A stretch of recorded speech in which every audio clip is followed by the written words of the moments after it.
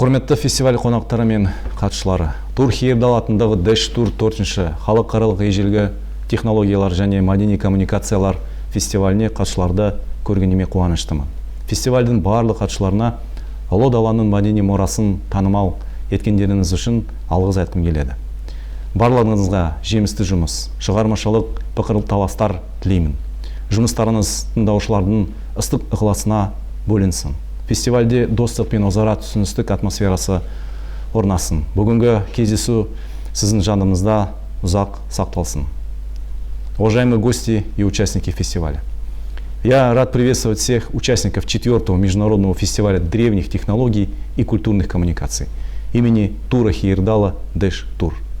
Фестиваль древних технологий и культурных коммуникаций имени Тура Хейердала является уникальным культурным событием не только для жителей города Лисаковска, но и для всего Казахстана.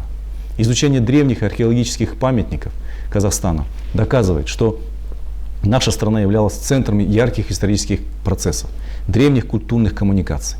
Проведение фестиваля древних технологий и коммуникаций пробуждает интерес к истории, археологии и исторической реконструкции.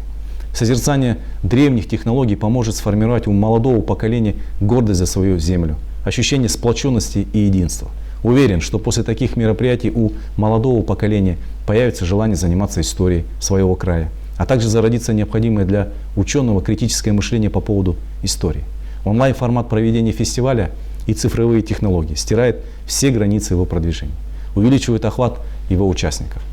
Дорогие друзья, хочется поблагодарить всех участников фестиваля за популяризацию культурного наследия Великой Степи. Пожелать всем плодотворной работы, креативных дискуссий. Пусть ваши работы найдут самый горячий отклик у слушателей. Пусть на фестивале царит атмосфера дружбы и взаимопонимания. Пусть сегодняшняя встреча останется надолго в вашей памяти. Желаю всем здоровья, незабываемых впечатлений и творческих успехов.